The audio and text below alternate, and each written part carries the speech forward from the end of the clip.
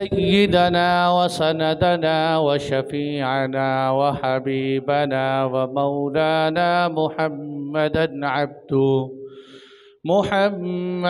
अब्दुहु व रसूलुहु सल्लल्लाहु तआला अलैहि व अला आलिहि व सहबिहि व बारक व सल्लम तस्लीमा वबारक वसल्लम तस्लीमन कसीरन कसीरा अम्मा बादु फ़क़ाल अल्लाहु सुब्हानहु तबारक व तआला लक़द रज़ियल्लाहु अनिल मुअ्मिनीन इज़ युबायिऊनक तहतश-शजरति फ़अलिम मा फ़ी क़ुलूबिहिम फ़अंज़ल अस्सकीनत अलैहिम व असाबहुम फ़तहन क़रीबा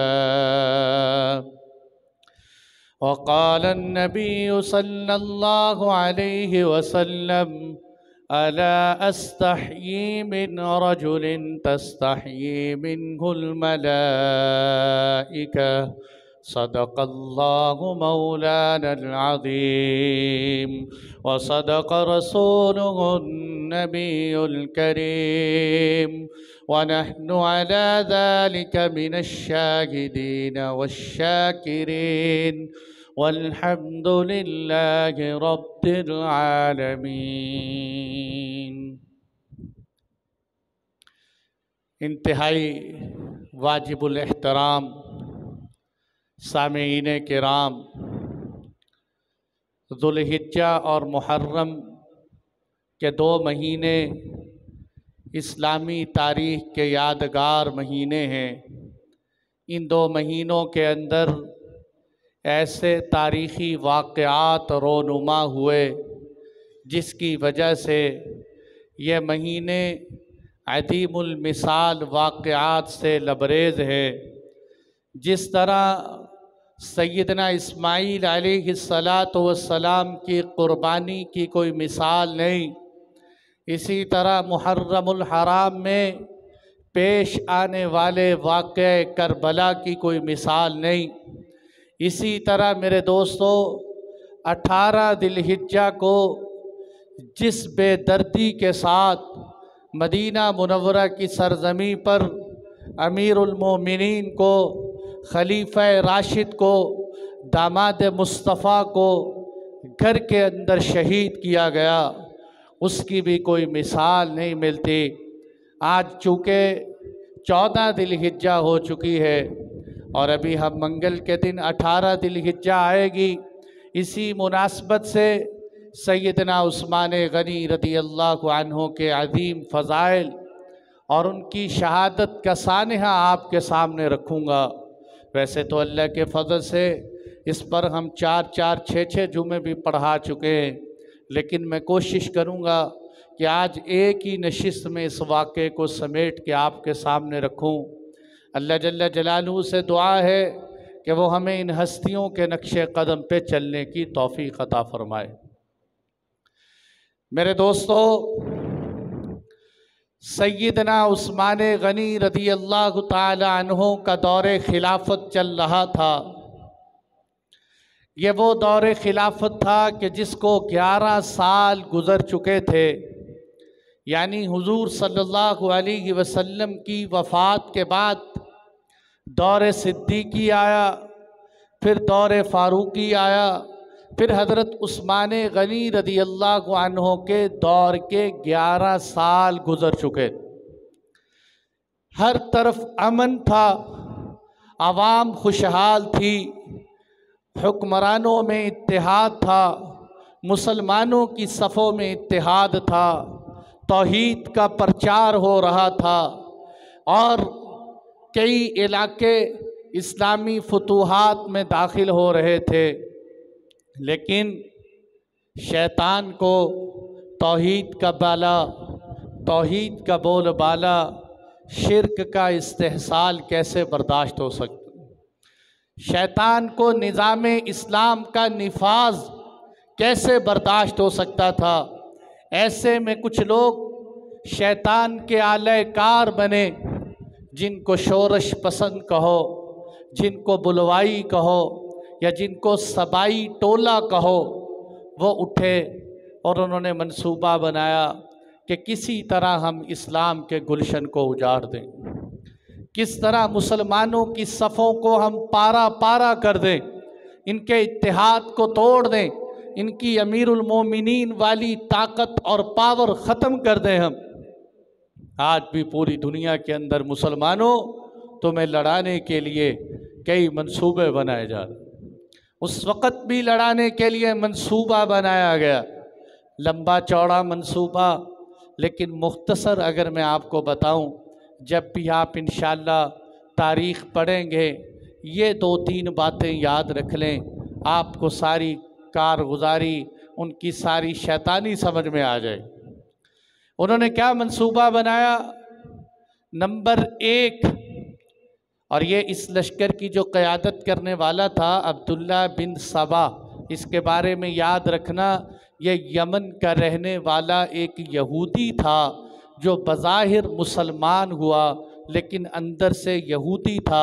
इस्लाम का लिबादा ओढ़कर अहले बैत की मोहब्बत का दावेदार बन के आया ताकि मैं सहाबा को आपस में लड़ा सकूं।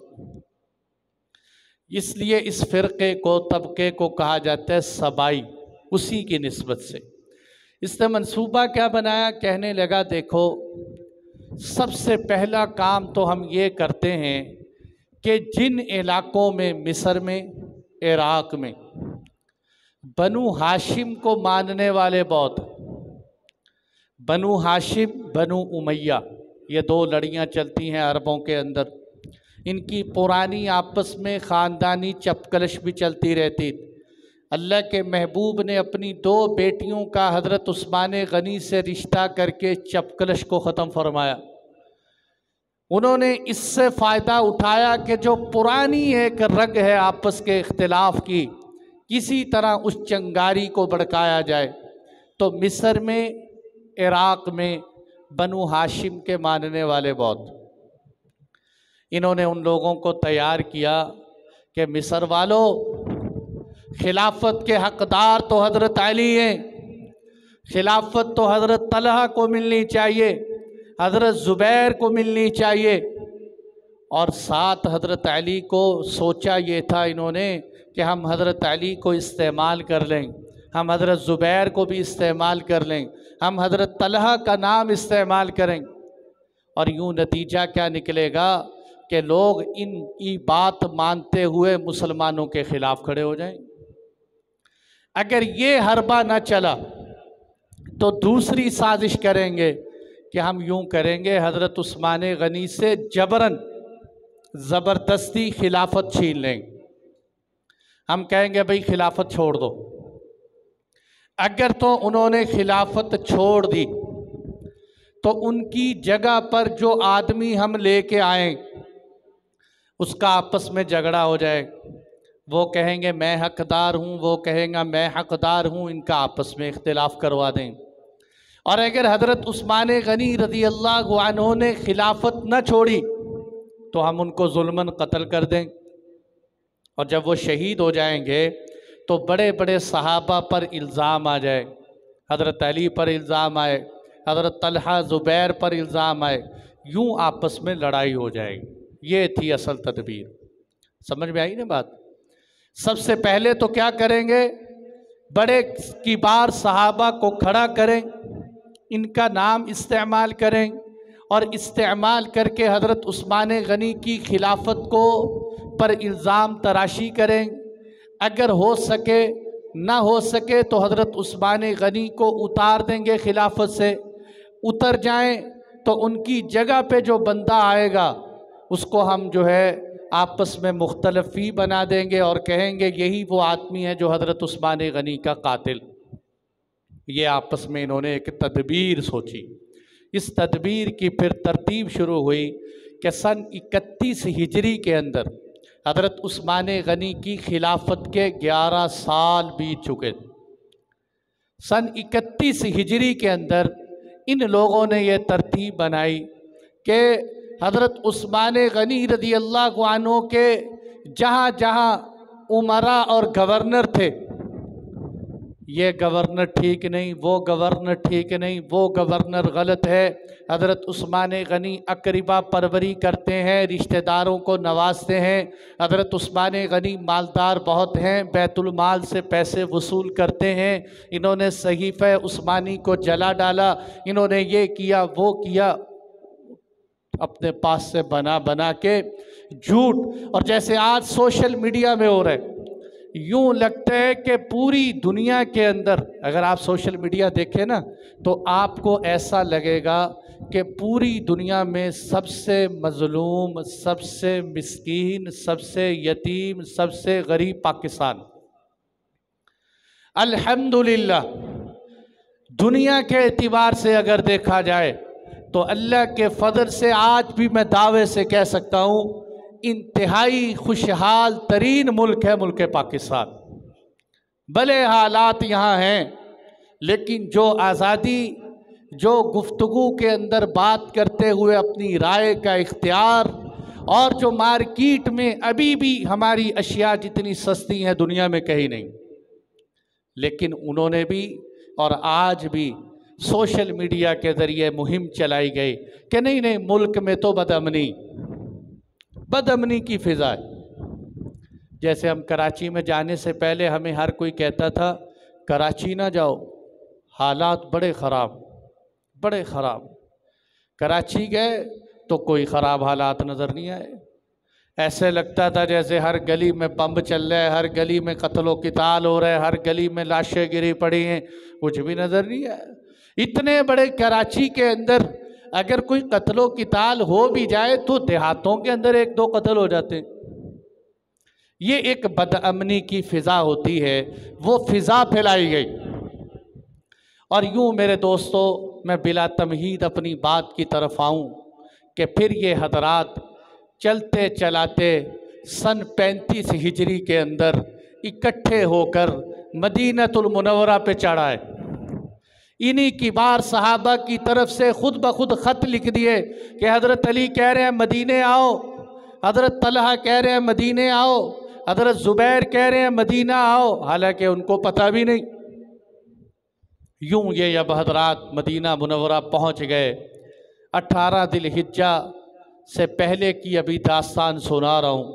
हज़रत उस्मान गनी रज़ी अल्लाह अन्हु जुमा पढ़ाने के लिए अमीरुल मोमिनीन मस्जिद नबवी में मिंबर रसूल पे तशरीफ़ ले आए। दरमियाने गुफ्तगू एक आदमी खड़ा हो गए, कहने लगा और उस्मान गनी अपनी बात बंद करो, हम तुम्हारी गुफ्तगू नहीं सुनना चाहते। आप खामोश हो गए। फिर एक मुनाफिक आदमी उठा और उसने हज़रत उस्मान गनी के हाथ में एक लाठी होती थी, असा, ये असा हुजूर सल्लल्लाहु अलैहि वसल्लम के हाथ में हुआ करता। फिर आपके बाद हज़रत अबू बकर सिद्दीक़ के हाथ में आया, उसके बाद हज़रत उमर फ़ारूक के हाथ में आया, फिर यही असा हज़रत उस्मान गनी के हाथ में आया। इन जालिमों ने उस असा को लिया, उस जालिम ने उसको अपनी टांग पे पिंडली पे रख के यूँ तोड़ दी। यानी वो असाए मुबारक जिसको अल्लाह के महबूब के दस्ते मुबारक लगे, हज़रत फ़ारूक आज़म के हाथ लगे, हज़रत सिद्दीक़ अकबर के हाथ लगे, उस जालिम ने न अल्लाह के नबी की मोहब्बत का ख़याल किया, न फ़ारूक आज़म न अबू बकर सिद्दीक़ की अज़मत का ख़याल किया। पता ये चलता है कि ये जो जालिम खड़ा हुआ था, इसके दिल में इस्लाम की, रसूलुल्लाह की, सिद्दीक़ की, फ़ारूक आज़म की अक़ीदत नहीं। अगर होती तो उस असा को ना तोड़ता, उसको तोड़ा। अल्लाह ताला ने इस जालिम को क्या सज़ा दी?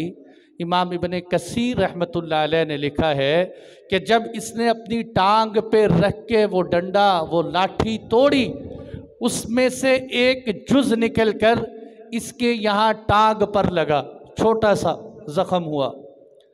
बाद में वो कैंसर की शक्ल इख्तियार कर गया और वो रावी कहते हैं मैंने खुद देखा कि उसके ज़ख़म में कीड़े भरे हुए।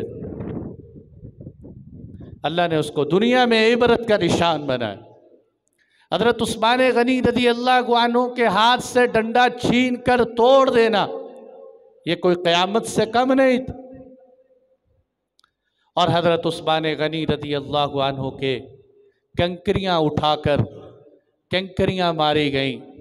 मस्जिद नबवी के अंदर मिंबर रसूल पर दामाद मुस्तफ़ा को कंकरियाँ मारी गईं कि यहाँ अल्लाह के महबूब ने फरमाया, कुरान कहता है ला तरफ़उ अस्वातकुम फ़ौक़ सौतिन नबी, अपनी आवाज़ को अल्लाह के नबी की आवाज़ पर बुलंद न करो, मस्जिद नबवी का अदब व एहतराम करो। अगर कोई मस्जिद नबवी में ऊंची बोलता, हज़रत उमर रज़ी अल्लाह अन्हु उसको कंकरी उठा के मारते और फरमाया करते, अगर मुझे पता चले कि तू मदीने का है तुझे कोड़े मरवाऊँ। अल्लाह के नबी की मस्जिद में आवाज़ से बोलते हैं, लेकिन हज़रत उस्मान गनी पे वहाँ कंकरियाँ मारी गईं और आप मिंबर मुस्तफ़ा से बेहोश होके गिरे। आपको उठाया गया, घर लाया गया। घर जब लाया गया आपको देखा कि बेहोशी की कैफियत है। जब होश आई तो होश आने के बाद सबसे पहले जुमले जो आपकी ज़ुबान मुबारक से निकले क्या इश्क के जुमले थे। कहने लगे, ये नहीं पूछा कि मेरा क्या हाल है, बागियों का क्या हाल है, मुझे मारने वालों का क्या बना। कहने लगे, मदीने वालों का क्या हाल, मदीने वालों का क्या हाल। कैसी मोहब्बत थी आपके दिल के अंदर। होश आई सबसे पहले मदीने वालों का क्या हाल है, मदीने वाले ठीक हैं। फिर उन जालिमों ने आगे बढ़ के ऐलान कर दिया कि आज के बाद हज़रत उस्मान गनी अमीरुल मोमिनीन मस्जिदुन नबवी के अंदर जमात नहीं करवा सकते।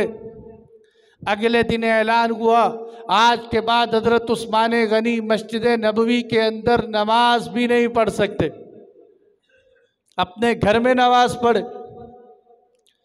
फिर ऐलान किया गया कि हज़रत उस्मान गनी रज़ी अल्लाह अन्हु को ख़बरदार, आज के बाद कोई इनके घर में खाना नहीं पहुंचा सकता। दिन ब दिन जैसे सूरज निकलता वो दुख लेके आता, वो दर्द लेके आता, आप पे शिद्दत की घड़ियां बढ़ती चली गईं। और एक दिन ये ऐलान कर दिया कि आज के बाद कोई हज़रत उस्मान गनी के घर में पानी नहीं पहुंचाए। इतना सख्त ऐलान। सहाबा किराम आए और आकर हज़रत उस्मान गनी रज़ी अल्लाह अन्हु से कहने लगे, हज़रत इजाज़त दें, हमने बदर ओहद के मैदान में बड़ों बड़ों को नाको चने चबवाए हैं, हमने बड़ी सीधी कमर वालों को सरनगू किया है, हमने बड़े मुतकब्बिरीन का गुरूर खाक में मिला दिया है। ये क्या चीज़ है, आप इजाज़त दें हम इनका सफाया कर दें। हज़रत मुगीरा बिन शौबा रज़ी अल्लाह अन्हु कहने लगे, इससे हमें पता चलता है कि हज़रत उस्मान गनी ने इनके ख़िलाफ़ कत्ल क्यों नहीं किए। इस रिवायत से पता चल, वो रिवायत क्या फरमाया, हज़रत मुगीरा कहने लगे, ए उस्मान, आप 3 बातों में से कोई एक बात इख्तियार कर लें। नंबर 1, या तो आप मदीना मुनव्वरा छोड़कर मुल्क शाम चले जाएं, यहाँ हज़रत मुआविया हैं, आपके रिश्तेदार हैं, आपकी हिमायत करें, वरना आप मदीना मुनव्वरा छोड़ के मक्का मुकर्रमा चले जाएं। तीसरी शक्ल ये है कि आप हमें इजाज़त दें, हम इनके साथ क़िताल करते हैं। हज़रत उस्मान गनी रज़ी अल्लाह अन्हु ने जो जवाब दिया, इससे भी मदीने की मोहब्बत का पता चलता है। क्या फरमाया, कहने लगे, पहली बात यह है कि ना मैं मुल्क शाम जाऊंगा, ना मैं मक्कातुल मुकर्रमा जाऊंगा, इसलिए कि मैं रसूलुल्लाह के पड़ोस को छोड़ना नहीं चाहता, मैं अल्लाह के नबी के पड़ोस को छोड़ना नहीं चाहता। रही बात यह कि मैं इन जालिमों को कत्ल करवाऊं, मैं इनको कत्ल इसलिए नहीं करवाना चाहता कि मैं अपने महबूब के शहर मदीना को खून से रंगीन नहीं करना चाहता, खून से रंगीन नहीं करना। मदीने की मोहब्बत की खातिर जुल्म पे जुल्म सह रहे हैं। एक सहाबी कहते हैं, हज़रत उस्मान गनी रज़ी अल्लाह अन्हु पे वो जुल्म से आए हैं कि अगर ओहद पहाड़ पे रख दिए जाते तो टुकड़े टुकड़े हो जाते। यानी अंदाज़ा करें पावरफुल अमीरुल मोमिनीन, तमाम इख्तियारात पास हैं। एक तो है ना गरीब है, मजलूम है, कुछ कर नहीं सकता, सारी पावर पास मौजूद, पर मैं अल्लाह के नबी के शहर को खून से रंगीन नहीं करना चाहता। और फरमाया जो उस्मान से मोहब्बत करते है वो समझ ले उस्मान से मोहब्बत का हकदार वही है जो उस्मान की खातिर तलवार ना उठाए। मेरा साथी वो है जो तलवार ना उठाए। सहाबा बड़े गुस्से में आते रहे, आप इजाज़त दें, आप इजाज़त दें, आप इजाज़त दें। बल्कि मौसम हज आया, हज का ज़माना आ गया। जब मैंने कहा ज़िलहिज्जा की 18 को शहादत हुई, हज के अय्याम जब आए, हज पे जाने का मौका था। होता ये था कि अमीरुल मोमिनीन हज पे जाया करते थे, लेकिन अभी अमीरुल मोमिनीन को तो घर में महसूर कर दिया गया था कि आप घर के अंदर ही रहें। अब हज कौन पढ़ाए? आपने हज़रत अब्बास के बेटे अब्दुल्ला बिन अब्बास से कहा कि जाओ अब्दुल्ला बिन अब्बास जाके हज पढ़ा के आओ। हज़रत अब्दुल्ला बिन अब्बास कहने लगे अमीरुल मोमिनीन, सहाबा की मोहब्बत मेरे दोस्तों समझो आपस में कितनी थी। आज लोग सहाबा की नफ़रतें बयान करते हैं, सहाबा की आपस की मोहब्बतें बयान नहीं करते। मैं इंशाअल्लाह दावे से तो नहीं कह सकता, अल्लाह की दात से नाकिस आदमी उम्मीद करता हूँ कि कोई मेरा बयान तवज्जो से सुन ले तो उसे इंशाअल्लाह ज़रूर सहाबा की मोहब्बत दिल में ज़रूर उजागर होगी। हज़रत अब्दुल्ला बिन अब्बास कहने लगे, ये अहलुल बैत में से हैं। हज़रत अब्बास अल्लाह के नबी के चचा हैं। अब्दुल्ला बिन अब्बास हिब्रुल उम्मा मुफस्सिर कुरान है। कहने लगे अमीरुल मोमिनीन, मैं आपकी खातिर लड़ने को हज से बड़ी इबादत समझता हूँ। मैं आपकी खातिर लड़ने को हज से बड़ी इबादत समझता हूँ। फरमाया नहीं नहीं अब्दुल्ला बिन अब्बास, मेरी बात मान के वापस चला जा, जाके हज करवा ताकि लोग अमनो अमान के साथ हज करें। अम्मा आयशा हज पे चली गई, कुछ सहाबा हज पे चले गए, और बाद सहाबा अमर बिन आस जैसे ऐसे थे जो मायूस होकर मदीना छोड़कर चले गए और लोगों को कहने लगे, ए मदीने वालों, अगर तुम्हारे सामने अल्लाह के नबी का दामाद शहीद हो गया, याद रखना क़यामत के दिन अल्लाह के नबी को क्या जवाब दोगे। इसलिए मैं मदीना छोड़ के जा रहा हूँ। वो मुल्क शाम चले गए, मदीना मुनव्वरा छोड़ दी, और इधर जालिम दिन ब दिन मुहासरा तंग होता जा रहे। एक दिन हज़रत उस्मान गनी रज़ी अल्लाह अन्हु अपने घर की छत पे चढ़े। छत पे चढ़ के आपने एक खुतबा दिया। यकीन माने वो खुतबा क्या था कि मैं पढ़ते हुए भी मेरी आँखों से आंसू बहते रहे। मैं पता नहीं आपको किस दर्द और ठेस के साथ ये खुतबा सुना रहा हूँ। आपने फरमाया, क्या तुम्हें मैं कसम देकर पूछता हूँ ऐ लोगों, क्या तुम्हें वो वक़्त याद नहीं कि जब अल्लाह के नबी ने फरमाया था मदीना मुनव्वरा में मुसलमानों के लिए कोई मीठे पानी का कुआं नहीं है सिवाय बीर रूमा के। अगर कोई आदमी यहूदी से बीर रूमा का कुआं ख़रीदे फिर उस कुएं को मुसलमानों के लिए वक्फ़ कर दे, मैं मोहम्मद मुस्तफ़ा उसके लिए जन्नत की ज़मानत देता हूँ। मैं उठा था और मैंने उस बीर रूमा का यहूदी से सौदा करके अपने लिए नहीं रखा था, मैंने वक्फ़ कर दिया था, और मैं उस कुएं में से वैसे ही पानी पीता था जैसे एक आम मुसलमान पानी पीता था। सब ने कहा बिल्कुल ठीक कहा। कहने लगे, ओ जालिमों, आज उसी कुएं से उस्मान का पानी बंद करते हो। जिस कुएं को मैंने ख़रीद कर वक़्फ़ किया, आज उसी कुएं से दामाद मुस्तफ़ा का पानी बंद कर दिए। फिर आपने मुखातब होकर कहा, तुम्हें याद है कि मस्जिद नबवी की जगह तंग पड़ गई क्योंकि नमाज वहाँ अभी भी अल्लाह के नबी की मस्जिद में लिखा हुआ है हद्दु मस्जिद नबवी, छोटी सी मस्जिद थी। उस ज़माने में मस्जिद सिर्फ नमाज के लिए नहीं अदालत के फ़ैसले मस्जिद में, जिहाद की तैयारी मस्जिद में, मुसाफिर ठहरते थे मस्जिद में। आप सल्लल्लाहु अलैहि वसल्लम के बड़े बड़े वफ़द मिलने के लिए कोई गेस्ट हाउस नहीं था, मस्जिद नबवी के अंदर आते थे।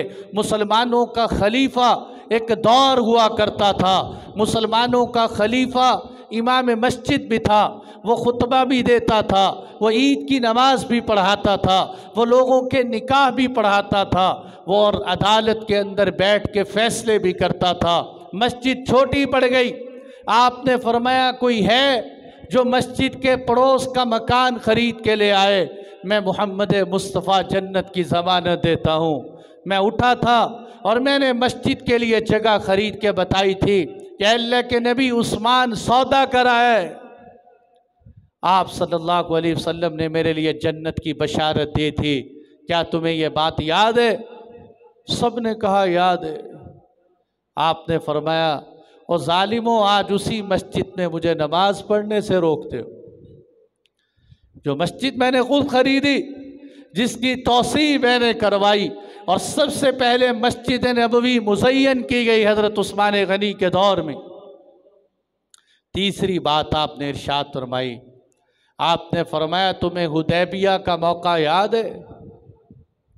सुलह हुदैबिया के मौके पर हज़रत उस्मान सन 6 हिजरी में जब अल्लाह के नबी उम्रा करने के लिए तशरीफ़ ले गए, हुदैबिया एक जगह पर है, शुमैसिया उसको कहते हैं, अब भी मौजूद है।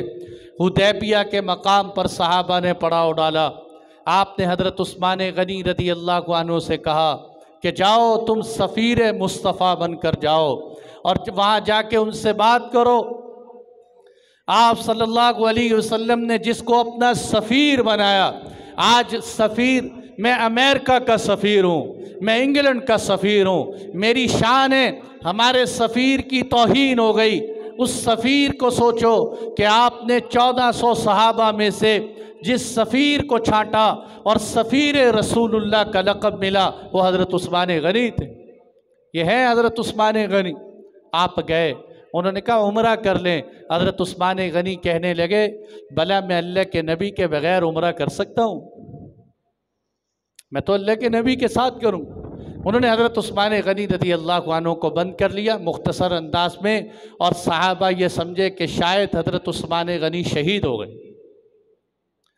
आप सल्लल्लाहु अलैहि वसल्लम ने एक दरख्त के नीचे बैठकर 1400 सहाबा किराम से फरमाया मेरे हाथ पे बैत करो। आपने अपना हाथ यूं रखा, 1400 सहाबा ने आपके हाथ पे हाथ रखा कि हम उस वक़्त तक वापस नहीं जाएंगे, अपने खून के आखिरी कतरे तक लड़ेंगे और हज़रत उस्मान गनी के खून का बदला लेकर वापस जाएंगे। अंदाज़ा करें हज़रत उस्मान गनी की खून की कीमत का कि अल्लाह के नबी ने 1400 सहाबा की कीमत लगाई। और जब ये हाथ रखकर सहाबा ने यूँ हाथ रखे, अगली बात देखना मेरी तरफ, 1400 सहाबा के हाथ हैं, ये 1400 हाथ रखने के बाद आपने अपना हाथ दूसरा उन हाथों के ऊपर रखकर कहा हादिही यदु उस्मान, ये हाथ उस्मान गनी का है। अल्लाह के नबी ने अपने हाथ को हज़रत उस्मान गनी का हाथ बतलाया और कुरान इसका नक्शा खींचता है, लक़द रज़ी अल्लाहु अनिल मुमिनीन, अल्लाह राज़ी हो गया उन ईमान वालों से, इद युबायिऊनका तहत अश-शजरा, जब वो आपसे दरख्त के नीचे बैठ कर रहे। हालांकि शजरा के ज़िक्र करने की कोई ज़रूरत नहीं। उलमा ने लिखा है कि अल्लाह को ये बैत इतनी पसंद आई कि हज़रत उस्मान गनी की वजह से अल्लाह ने 1400 सहाबा को अपनी रज़ा का टाइटल दिया और साथ ही उस दरख्त को भी मुबारक बना दिया कुरान में उसका तज़किरा करके कि जिसके नीचे बैठ कर सहाबा ने बैत की। हज़रत उस्मान गनी ने अपने घर पे खड़े होकर कहा वो सुलह हुदैबिया की बैत रिज़वान याद है कि जब अल्लाह के महबूब ने अपने हाथ को मेरा हाथ फरमाया था?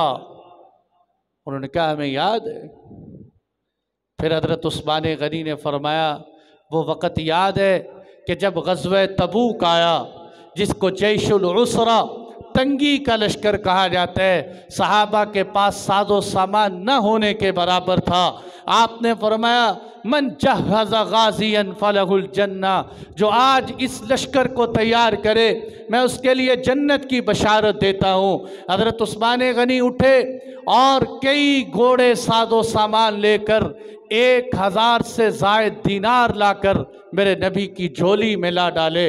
आप सल्लल्लाहु अलैहि वसल्लम दीनार उठा रहे हैं, अपने हाथों से दीनार को पलट रहे हैं और साथ क्या कह रहे हैं, मा ज़र्रा उस्मान मा अमिल बादल यौम, ए उस्मान तूने आज इतना बड़ा अमल कर दिया कि आज के बाद तू कुछ भी करे तुझे कोई नुकसान नहीं हो। बहुत बड़ी नेकी कर। मदीना मुनव्वरा के सेठ थे हज़रत उस्मान गनी, ताजिर थे, बहुत बड़े बिजनेसमैन थे। अगर हज़रत उस्मान गनी रज़ियल्लाहु अन्हु माअज़ल्लाह सुम्मा माअज़ल्लाह आज के बदकुमाश लोग जो हज़रत उस्मान गनी पे इल्ज़ाम धरते हैं, अगर आप माल दौलत खाने के लिए इस्लाम में आए थे तो अपना माल इस्लाम पे क्यों निछावर किए? वो तो पहले से मालदार थे। इस्लाम ने सहाबा को मालदार नहीं किया। सहाबा तो अगर मालदार थे इस्लाम में आके गरीब हो गए, अल्लाह के नबी की खातिर लुटा दिए सब कुछ।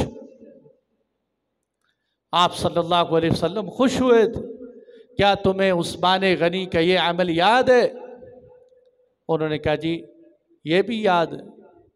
फिर आपने मुखातब होकर कहा कि इस्लाम के अंदर किसी आदमी को कत्ल करने की 3 वजह होती। नंबर 1, वो खुद कातिल हो, किसी को नाजायज़ कत्ल कर दे, उसके बदले में उसको कत्ल कर दिया जाए, किसास।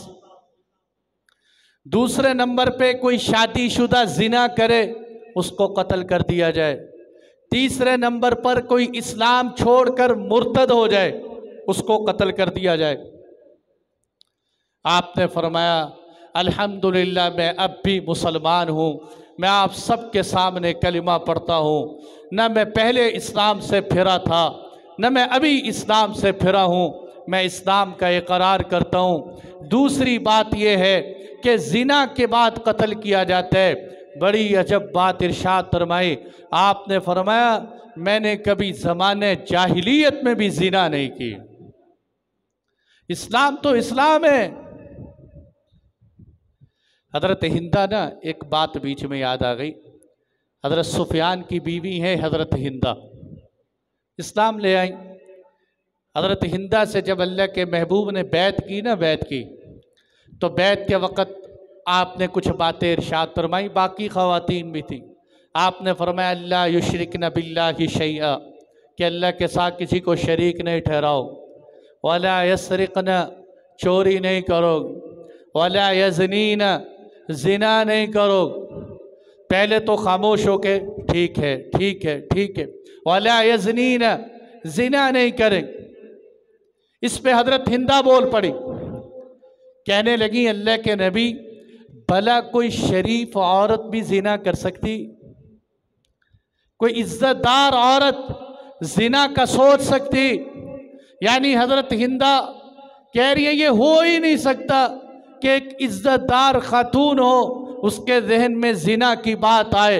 वला यज़नीना, अल्लाह के नबी ये भी कोई बैत करने वाली बात है कि ज़िना नहीं करें? हज़रत उस्मान गनी रज़ियल्लाहु अन्हु क्या कह रहे हैं, ज़माने जाहिलियत में भी कभी ज़िना नहीं किया, इस्लाम में तो क्या ज़िना करना है, और अल्लाह के फजल से मैंने आज तक किसी को कत्ल नहीं की। मुझे क्यों कत्ल करते हो? आपके ये ऐसे खुतबे थे कि आज भी मजलूम लोगों की आवाज़ है। आपके ये तड़पते हुए दर्दनाक अलमनाक खुतबे थे, लेकिन सुनने वाले जो थे, सुनने वालों पे कोई असर नहीं हो। असर कैसे होता? जिनके दिल हक़ व सदाकत की बात से ना आशना हो, जिनके कान हक़ व सदाकत की आवाज़ न सुनते हो, जिनके दिलो दिमाग में कभी इंसाफ की बात ना आई हो, जो इस्लाम की शक्ल में बज़ाहिर मुसलमान हो, हकीकत में बेड़िए हों, जो बज़ाहिर गोश्त पोस्त के बने हुए इंसान हो, जिनके अंदर ज़मीर ना हो, जो सांप सिफत के इंसान हो, जो खूनखार दरिंदे हों, जो आबाओ अजदाद के नक्शे कदम पे चलने वाले हों, जो गूंगे बहरे और अंधे हों, उन पे हक की बात असर नहीं करती। आप बात करते रहे, वो कहते ठीक है। वो तो ये चाहते थे कि हम दामाद मुस्तफ़ा को नेज़ों से, तलवारों से, लाठियों से शहीद करके इनका खून पी जाए, खून पीने के बाद हमारे इंतकाम की प्यास बुझेगी। आप खुतबे देते रहे, कोई असर नहीं हुआ। एक दिन जब पानी की प्यास की शिद्दत बढ़ी तो आपने हज़रत अली रज़ी अल्लाह अन्हु को पैगाम दिया। बिल्कुल सही सुथरी बातें बाहवाला आपको सुना रहा हूँ। हज़रत अली रज़ी अल्लाह अन्हु को पैगाम भेजा, ये मोहब्बत का पैमाना चेक करो। ए अली, मुझे पानी पहुँचाओ, मेरे पास पानी नहीं है। हज़रत अली रज़ी अल्लाह अन्हु पानी लेकर घर से चले कि ताकि मैं हज़रत उस्मान को पानी पहुँचा के आऊँ। रस्ते में ज़ालिमों ने रोका और आपके मशकीज़े पानी के घिरा दिए। हज़रत अली कहने लगे, ओ ज़ालिमों, तुम मुसलमान नहीं हो, तुम तो वो हरकतें करते हो जो रूम और फारिस वाले काफिर भी ऐसी हरकतें नहीं करते कि वो भी अपने कैदियों को पानी पिलाने से बाज नहीं आते, पानी पिलाते हैं। लेकिन ज़ालिमों, तुमने तो पानी भी बंद कर दिए। हज़रत अली रज़ी अल्लाह ताला अन्हु ने जब देखा कि ज़ालिम बाज आने वाले नहीं, अपना इमामा उतार कर हज़रत उस्मान गनी रज़ी अल्लाह अन्हु के घर की दीवार पे फेंका और ये पैगाम दिया कि अमीरुल मोमिनीन, मैंने आने में कोई कोताही नहीं की, लेकिन इन ज़ालिमों ने मुझे आप तक आने नहीं दी। और अपने बेटे हसन और हुसैन को कहा कि जाओ हसनैन करीमैन, जाके हज़रत उस्मान गनी के दरवाज़े पे खड़े हो जाओ, पहरा दो। मैं सोचने लगा, हज़रत अली रज़ी अल्लाह अन्हु ने हज़रत हुसैन को पहरे पे क्यों लगाया? ये वक़्त ने बताना था कि हुसैन, देख आज इस्लाम की खातिर ज़िबा कैसे होते हैं, आज इस्लाम की खातिर प्यास कैसे बर्दाश्त की जाती है। कल तू भी इस्लाम की खातिर प्यास बर्दाश्त करेगा, तेरे ऊपर भी इस्लाम की खातिर जुल्म व सितम ढाए जाएंगे। आप दरवाज़े पे खड़े हो गए, हज़रत तलहा के बेटे दरवाज़े पे खड़े हो गए, ये सहाबा बाहर खड़े हो पहरा दे रहे, अंदर आप मौजूद हैं। वो वक़्त भी मेरे दोस्तों आया कि जब जुमेरात का दिन गुज़रा और सुबह आप जुमे के दिन थे, आपको जुमे के दिन ख्वाब आया। अल्लाह के महबूब सल्लल्लाहु अलैहि वसल्लम ख्वाब में देखे, दाईं तरफ हज़रत अबू बकर सिद्दीक़ हैं, बाईं तरफ फ़ारूक आज़म हैं। आपने फरमाया, उस्मान, आज इफ्तारी हमारे पास करना, आज इफ्तारी हमारे पास करना। जुमे का दिन था, रोज़ा रखा हुआ था। जुमे के दिन आपका मामूल था कि जुमे के दिन 20 ग़ुलाम आज़ाद करते, 20 ग़ुलाम आज़ाद कर। एक ग़ुलाम की आज़ादी एक गाड़ी देने से कम नहीं है। 20 ग़ुलाम आज़ाद करते थे जुमअतुल मुबारक के दिन, 20 ग़ुलाम आज़ाद किए और अपनी बीवी को बुला के कहने लगे, तैयारी कर लो, अब मेरा दुनिया से जाने का वक़्त आ चुके।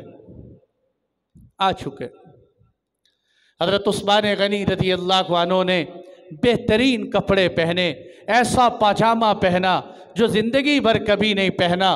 पहली दफ़ा वो पाजामा पहना था। तहारत और हया बहुत ज़्यादा थी। हया का आलम तो ये था कि एक दिन घर तशरीफ़ लाए। हज़रत आयशा फरमाती हैं कि हज़रत अबू बकर सिद्दीक़ तशरीफ़ लाए, अल्लाह के महबूब लेटे हुए, चादर आपके ऊपर थी मेरे वाली, आप वैसे ही लेटे रहे। फिर हज़रत उमर तशरीफ़ लाए, आप यूं ही लेटे रहे।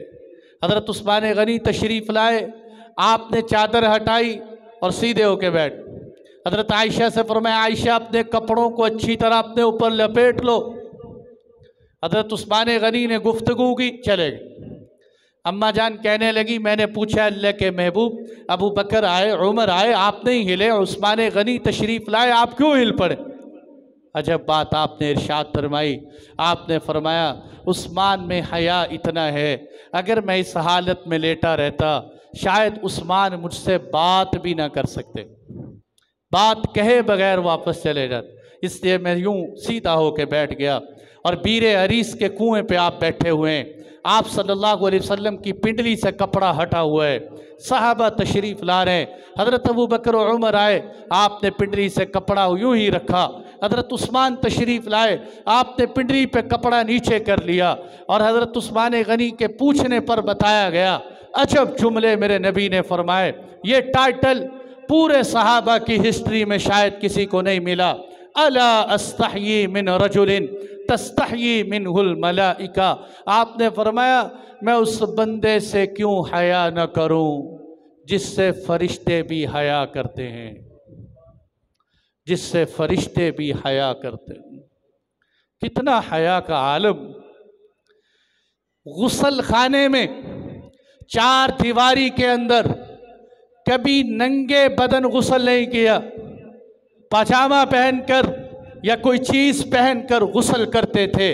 और फरमाया करते थे जब से इस हाथ को अल्लाह के महबूब के हाथ पे दिया है, जब से ये हाथ अल्लाह के नबी के हाथ पे रखा है, उसके बाद से लेकर आज तक कभी उस्मान ने इस हाथ को शर्मगाह पे नहीं लगाया।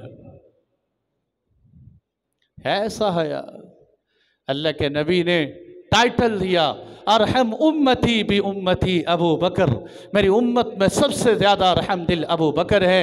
व अशद्दुहुम फ़ी दीनिल्लाह की उमर, दीन में सख्त उमर है। और उस्मान के बारे में क्या कहा, मेरी उम्मत के अंदर हयादार सबसे ज़्यादा उस्मान गनी। व अक़ज़ाहु माली, फैसले करवाने हो तो मेरी उम्मत का सबसे बड़े काजी हज़रत अली रज़ी अल्लाहु अन्हु। व अअलमुहुम बिल हलाल वल हराम, मेरी उम्मत के मुफ्ती हलाल और हराम को जानने वाले वो मुआज बिन जबल। और मेरी उम्मत के अंदर वरासत के मसाइल को जानना हो तो ज़ैद बिन साबित से सीखो, सबसे बड़े वरासत के मसाइल सीखने वाले। और फरमाया गौर से सुनो, हर उम्मत का एक अमीन और ईमानदार होता है, मेरी उम्मत के अमीन उबैदत बिनुल जर्राह है। उसी में आपने फरमाया हज़रत उस्मान गनी सबसे ज़्यादा हयादार, बेहतरीन पाजामा पहना जो ज़िंदगी भर कभी नहीं पहना कि अल्लाह के यहाँ मुलाकात होने वाली। और फिर क्या किया, क्या किया मेरे दोस्तों, किसी को पता चले ना कि अभी तेरी वफ़ात का वक़्त करीब आ चुका है तो वो क्या करे।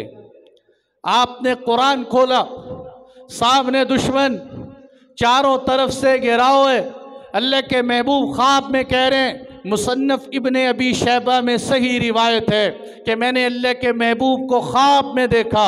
आपने फरमाया उस्मान आज की इफ्तारी हमारे पास करोगे, और कुरान खोल लिया सामने, बैठ के कुरान की तिलावत शुरू कर दी।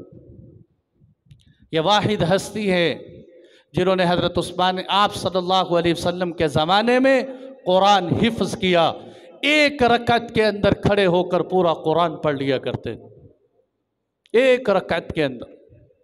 और वो हस्ती हैं कि जिन्होंने मुफस्सलात सूरह हुजुरात से लेकर सूरह नास तक के कुरान के हिस्से को मुफस्सलात कहते हैं। मुफस्सलात सबसे पहले हज़रत उस्मान गनी ने अपने हाथ से लिखी, हज़रत उस्मान गनी ने लिखी। कुरान से लगन, कुरान खोल। किसी ने पूछा ना हज़रत उस्मान गनी रज़ी अल्लाहु अन्हु से कि हज़रत जब आपको प्यास लगती थी आप क्या करते? फरमाया जब प्यास लगती थी कुरान खोल लेता था, प्यास बुझ जाया करती, प्यास बुझ जाएगी। और फरमाया करते थे जिसका दिल साफ सुथरा हो वो कुरान पढ़ने से कभी उकता नहीं सकता, कभी उकता नहीं सकता। ये जो कुरान पढ़ने को दिल नहीं करता, दिल में मैल आ चुका होता है, मोबाइल देखने को जी चाहते हैं, वजह क्या, दिल मैला हो चुका है। कुरान खोलने को दिल नहीं करता, दिल मैला हो चुका है, इसको साफ़ सुथरा करने की ज़रूरत है। हज़रत उस्मान गनी कुरान खोल के कुरान पढ़ना शुरू कर। पहरा लगा हुआ है बाहर, बीवी कह रही है हज़रत नहीं नहीं आपको कुछ नहीं होगा, अल्लाह आपकी हिफाजत फरमाए। इस वक़्त हज़रत उस्मान गनी की उम्र 18 दिलहिज्जा जुमातुल मुबारक का दिन सन 35 हिजरी में आपकी उम्र मुबारक 82 साल हो चुकी। 82 साल के बूढ़े सफ़ेद रीश अल्लाह के महबूब के दामाद, 2 बेटियां मेरे नबी की आपके निकाह के अंदर कुरान पढ़ रहे हैं। बागियों ने पीछे से दीवार तोड़ के हमला की। यह दीवार फलांग के आए, रिवायतों में इख्तिलाफ। जब पीछे से आए, सबसे पहले एक आदमी आगे बढ़ा, उसने कहा उस्मान हमारी आपकी कोई लड़ाई नहीं, बस आप खिलाफत छोड़ दो। हज़रत उस्मान गनी रज़ी अल्लाह अन्हु ने फरमाया मैं खिलाफत क्यों छोड़ दूँ, मुझे अल्लाह के महबूब ने फरमाया था इन वल्लाकल्लाहु हाज़ल अम्र फ़अरादकल मुनाफ़िक़ून अन तख़लअ क़मीसकल्लज़ी कम्मसकल्लाह फ़ला तख़लअहु यक़ूलु ज़ालिका सलास मर्रात। रावी कहते हैं ये बात अल्लाह के नबी ने 3 दफ़ा इरशाद फरमाई कि उस्मान अल्लाह तुम्हें खिलाफत का लिबास पहनाएंगे, मुनाफिक उसे उतारने की कोशिश करेंगे, मैं तुम्हें वसीयत करता हूँ उस लिबास को उतारना मत, उसको उतारना मत। कि मैं अल्लाह के नबी की कही हुई बात के ख़िलाफ़ कैसे कर सकता हूँ। उसको शर्म आई, वापस चले गए। दूसरा वो सामने जब आया हज़रत उस्मान गनी से कहने लगा इधर आओ। आपने फरमाया मेरे और तुम्हारे दरमियान अल्लाह का कलाम है, जो तुम्हारा जी चाहे करो। उसको भी शर्म आई, वापस निकल। हज़रत अबू बकर सिद्दीक़ रज़ी अल्लाह अन्हु के बेटे अभी मुसलमान नहीं हुए, अब्दुर्रहमान बिन अबी बकर ताज़ा ताज़ा इस्लाम कबूल किया, लेकिन आपके साथ इख्तिलाफात हुए और गलत नतीजे पे पहुंच गए और ये समझे कि शायद हज़रत उस्मान गनी मुझे कत्ल करवाना चाहते हैं, जो मैं पहले तफसीली बात बता चुका हूँ, वक़्त कम। आप आए, एक रिवायत में तो ये है कि हज़रत उस्मान गनी से गुफ्तगू की, दूसरी रिवायत में यह है कि आपकी दाढ़ी मुबारक को पकड़। हज़रत उस्मान गनी रज़ी अल्लाह अन्हु ने फरमाया ए अब्दुर्रहमान बिन अबी बकर, अगर आज तेरा बाप जिंदा होता तो तेरी इस हरकत को पसंद न करता। इसी बात पे इतनी शर्म आई कि हाथ छोड़कर वापस निकल। यह सही बात आपको सुना रहा हूँ, बाकी जितनी बातें उनकी कोई हैसियत नहीं है, मौजू मनगढ़ंत बातें। वो वापस चले। लोगों ने बड़े ड्रामे किए कि उन्होंने क़यादत की, उन्होंने हमला किया, उन्होंने आखिर तक का बिल्कुल शामिल हुए, शुरू में आए और फिर वापस निकल।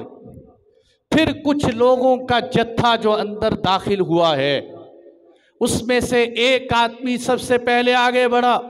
उसने एक डंडा हज़रत उस्मान गनी रज़ी अल्लाह अन्हु को ज़ोर से मारा। दूसरा अब्दुर्रहमान बिन गाफ़की आगे बढ़ा, उसने लोहे की एक चीज़ लेकर वो आपके सर पे मारी। तीसरा आदमी अल-मौतुल अस्वद, जिसका नाम था, मुझे जो समझ में आता है कि यही अब्दुल्ला बिन सबा था, जिसका नाम अल-मौतुल अस्वद कहा गया। अल-मौतुल अस्वद वाला बंदा यमन का था, इब्ने सबा भी यमन का था, वो भी यहूदी था, इब्ने सबा भी यहूदी था। बड़े कराइन मेरे पास मौजूद हैं, लेकिन मैं आपको मुख्तसर अंदाज में कहता हूँ, ये अल-मौतुल अस्वद वाला बंदा आगे बढ़ा।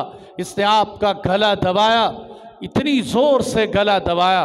मुसन्नफ़ इब्ने अबी शैबा के अल्फाज हैं, ये कहने लगा कि मैंने इतनी ज़ोर से गला दबाया, अल्लाह की हिफाजत फरमाए, नफ़रत थी कि आप तड़पने लगे जिस तरह एक सांप तड़पता है।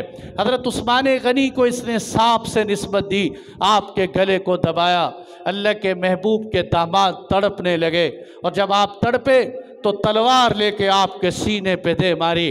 तलवार का जो वार लगा, आपके सीने से खून निकला और खून का फवारा कुरान की आयत पे गिरा, फसयकफ़ीकहुमुल्लाह वहुवस्समीउल अलीम। ये सूरह बकरा के पहले पारे के बिल्कुल आखिरी सफ़े की आयत है, फसयकफ़ीकहुमुल्लाह वहुवस्समीउल अलीम। ये कुरान का नुस्खा अब भी तुर्की के अंदर मौजूद है, जिस पे हज़रत उस्मान गनी के खून के छींटे पड़े। फसयकफ़ीकहुमुल्लाह आयत का तर्जुमा क्या है? ऐ लोगो, अल्लाह तुमसे अनकरीब निमट लेगा, अल्लाह तुमसे अनकरीब निमट ले। आपके खून का फवारा कुरान पे पड़ा। मैं सोच रहा था कि किसी की शहादत की गवाही ओहद का मैदान देगा, किसी की शहादत की गवाही बदर देगा, किसी की शहादत की गवाही खंदक देगी, किसी की शहादत की गवाही नेज़ा तीर तलवार देगा, कोई ज़मीन गवाही देगी। उस्मान तेरी शहादत पे कुर्बान जाऊं, तेरी शहादत